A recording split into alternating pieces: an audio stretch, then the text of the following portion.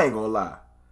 Seeing our boys out there getting in work, I got a little hype.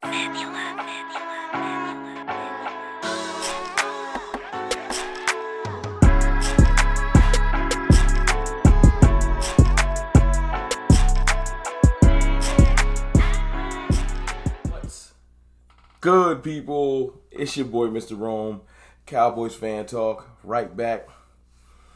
Like I never left. What's up with y'all, man? How y'all feeling?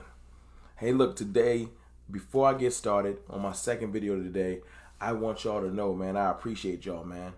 We already 25,100 in, heading towards 25,200. Y'all been showing love, man. Y'all running it up. You want to join the team, you want to join the cartel, go ahead and hit the subscribe button. We're trying to get 26K, and I appreciate you. Let's do something positive. You want to do something different? Because I know earlier today's video, almost every video, it's Cowboys ain't doing this. The Cowboys ain't never going to do that. And it gets draining. Let's talk about something good. The Cowboys off-season conditioning program started today. And it's not the official start to the league year that already happened. It's the official start to Cowboys players coming in and actually doing some things. Shout out to my brother Jay Tuck. He did an interview with Wanye Thomas recently, a couple days ago, and he was saying that this is going to be one of the first times that defensive players are on the team still get a chance to speak to Mike Zimmer. So it's a big deal. Today was a big deal. It's the opening to building the foundation on what we're trying to get to. And I'm not going to say the magical words that will make everyone mad. We'll talk about that later. I just want to talk about some of the still images. Shout out to Patrick No C Walker. If you don't know who he is, get familiar. One of the best reporters in the game that cover the Cowboys. I think he works at .com specifically.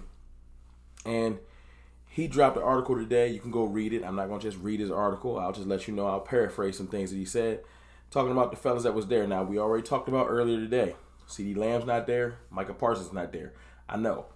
Two of our big three, if you want to add Diggs in there, our big four, are not present. And it's a contractual thing, and they're trying to get their money. Pay them men, please.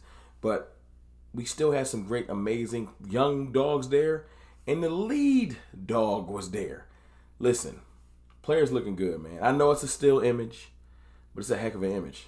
Because Dak Prescott, like, seriously, no diddy. Dak Prescott out here looking crazy. Like, he's in wild shape. Like, seriously. Like, I'll put the zoomed in photo up on the screen. I'm like, what is going on with Dak? Like, you know what I'm saying? Like, he's trained up like it's just, like it's mid-season. Like locked in. And you know, I like to see that. Dak is a person that is a bet against me, I'll bet on myself type person. He did it before, got his contract. He got hurt, but he got his contract. He's betting on himself. Not just to get a new contract with the Cowboys, just to be like, look, I'm one of the best quarterbacks in the world. I'm betting on me. He look unfazed. He look locked in. He's leading by example. He's at a voluntary. Remember, this is a voluntary workout. And he out there locked in. You also seen Brandon Cooks out there. He locked in. Another one of our veterans. And also you got Overshown that was there, recovering from an ACL. You got Trayvon Diggs that was there, recovering from an ACL. John Stevens, recovering from an ACL. They're not pitcher, but they are putting in work. They're training. You know, Mozzie Smith recovering from shoulder surgery. He was there. Shoulder surgery. I can't even talk. You got Schoonmaker recovering from surgery. So all of our players, our good young dogs, are present. They are rehabbing. And you can do that now at the program. You know, no, not an official practice, but just conditioning and rehabbing is allowed. And you can speak to coaches and start to implement some things and kind of let players know what you want out of them and stuff like that. I think it's amazing. So, you know, it's just, it goes to show you that as much as I'm frustrated, and I am still frustrated, let's make no bones about it. I wish our front office would do more. Found out today, officially, the Cowboys have spent $11 million. That's by far, not even close, the least money spent in free agency. When you got multiple teams that have spent $300 million, multiple teams that have spent $200 million in just this free agency. Yeah, that's over the allotted amount for the salary cap, just in case you were wondering. And we have spent 11. So please understand where my frustration comes from. It's not just that we want to be mad for no reason. Is that we have an amazing core. Let's just put the contracts to the side for a minute. The Cowboys have an amazing core. I have not given up on the team or the talent that we have. But why wouldn't you want to add to it? You know, you got a top 7 quarterback in the NFL, and that's me being generous. I'm just trying to be nice. I don't want to argue with nobody. That's amazing. Out of 32 teams, top 7. All right? I think he's higher. But we'll talk about that another day. You got one of the, if not the top receiver in NFL. Give him his money. You got a generational young pass rusher. There's no pass rusher his age that can touch him. Not Watt. Donald retired. Chris Jones, amazing. But all these guys are pushing 30. They right there. Ain't nobody in Micah Parsons' age range, even including Nick Bosa, as good as him. I don't care what you say. Pay that man. You know. Trayvon Diggs. I will step out there and say one of the best young corners in the game. I know you got Sauce and Patrick Surtain, etc. Trayvon Diggs came out here and lit the world on fire. He got hurt and everybody forgot about him. But don't forget how good he was before he got hurt. And how big of a leader he was. Tyler Smith, all-pro left guard.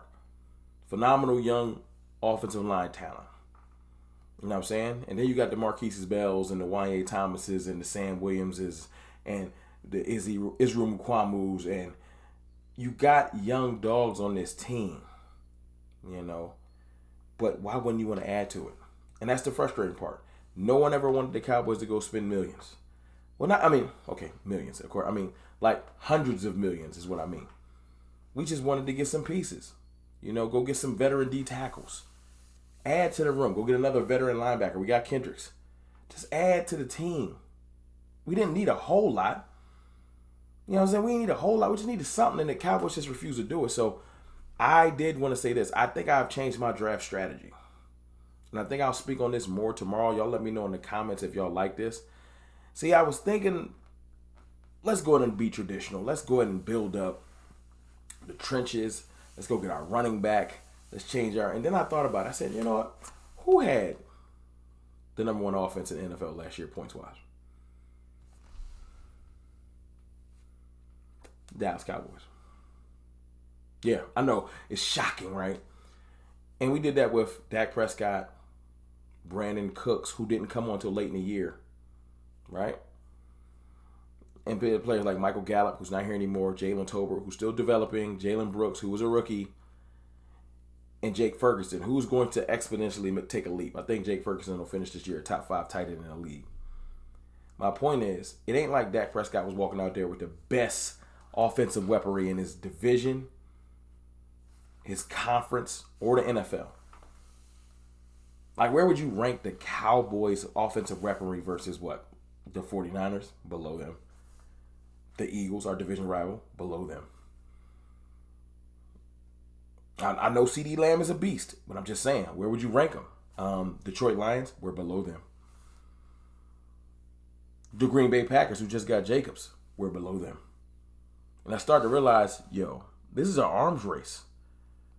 We don't have the weaponry. That's including one of, if not the best receiver in the game. We just don't have the weaponry. And Ferguson.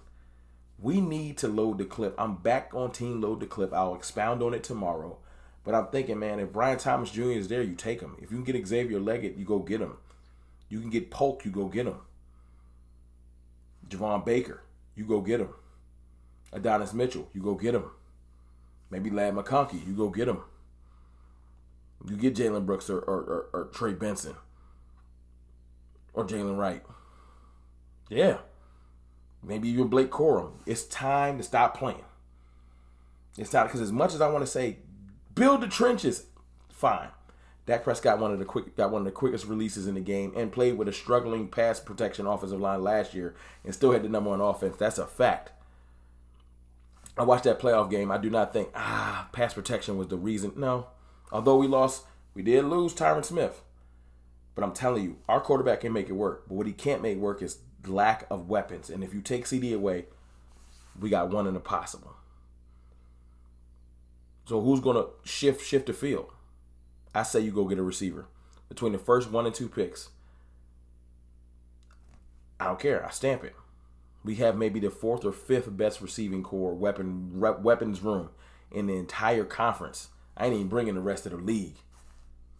Let's stop playing. But the players look good, though. I'm happy about how the players look. I'm in a positive space. It's just now, going forward, I'm Team Lil DeClip. Y'all tell me I'm wrong. I'll holler.